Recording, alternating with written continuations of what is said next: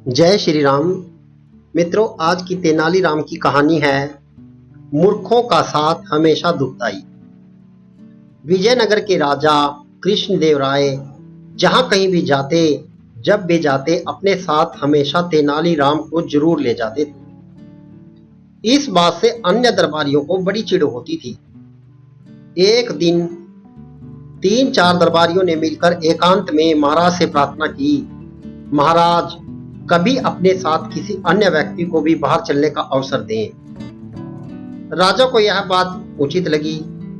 उन्होंने उन दरबारियों को विश्वास दिलाया कि वे भविष्य में अन्य दरबारियों को भी अपने साथ घूमने फिरने का अवसर अवश्य देंगे। एक बार जब राजा कृष्णदेव राय वेश बदलकर कुछ गांव में भ्रमण करने को जाने लगे, तो अपने साथ उन्होंने एक बार तेनालीराम को नहीं लिया, बल्कि उसकी जगह 2 अन्य दरबारियों को साथ ले लिया। घूमते घूमते वे एक गांव के खेतों में पहुंच गए। खेत से हटकर एक झोपड़ी थी, जहां कुछ किसान बैठे गपशप कर रहे थे। राजा और अन्य लोग उन किसानों के पास पहुंचे और उनसे पानी मांगकर पिया। फिर राजा ने किसानों से पूछा, कहो भाई लोगों, तुम्हारे गांव में कोई व्यक्ति कष्ट में तो नहीं है? अपने राजा से कोई असंतुष्ट तो नहीं है? इन प्रश्नों को सुनकर गांव वालों को लगा कि वे लोग अवश्य ही राज्य के कोई अधिकारी गण हैं।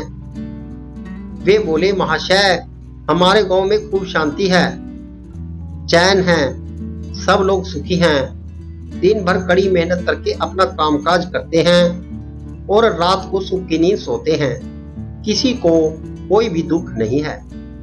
राजा कृष्णदेवराय अपनी प्रजा को अपनी संतान की तरह प्यार करते थे, इसलिए राजा से असंतुष्ट होने का सवाल ही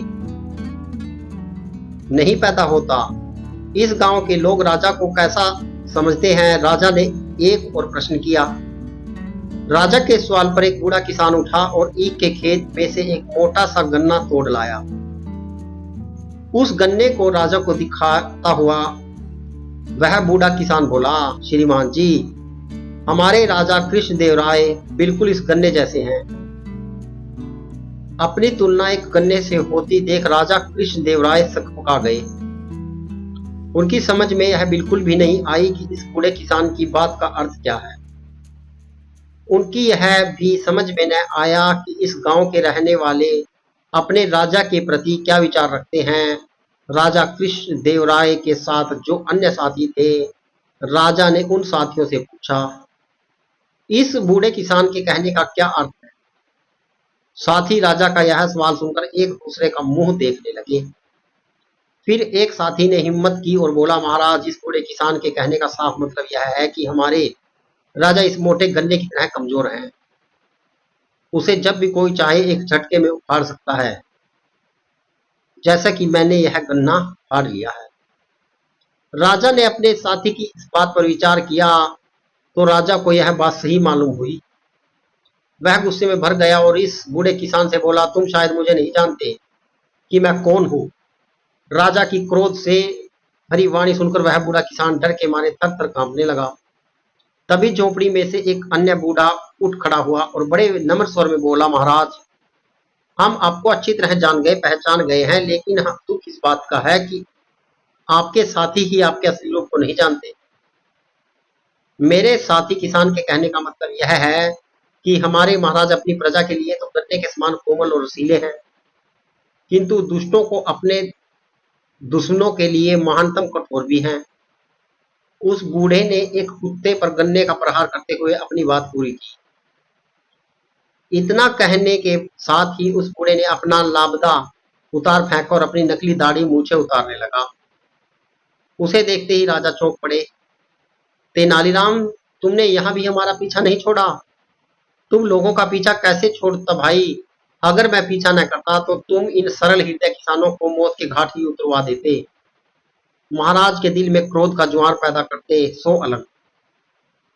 तुम ठीक ही कह रहे हो तेनालीराम, मूर्खों का साथ हमेशा दुखदायी होता है। भविष्य में मैं कभी तुम्हारे अलावा किसी और को साथ नहीं रखा करूंगा। उन सबकी आपस की बातचीत से गांव वालों को पता चल ही गया कि उनकी झोपड़ी पर स्वयं महाराज पधारे हैं और भेष बदलकर पहले से उनके बीच बैठा हुआ आदमी ही तेनालीराम है। तो वे उनके स्वागत के लिए दौड़ पड़े। कोई चारपाई उठवा कर लाया तो कोई गन्ने का ताजा रस निकाल कर ले आया। गांव वालों ने बड़े ही मन से अपने मेहमानों का स्वागत किया। उनकी आवभगत की। राजा कृष्ण देव राय उन ग्रामीण वासियों का प्यार देखकर आत्मविभोर हो गए। तेनालीराम की चोट से आहत हुए तेनालीराम की चोट से आहत हुए दरबारी मुंह लटकाए हुए जमीन को रहते रहे और तेनाली मंद मंद मुस्कुरा रहे थे। मित्रों, इस प्रकार की हास्यप्रद कहानियों के लिए हमारे चैनल को सब्सक्राइब करना ना भूलिएगा। जय श्री राम।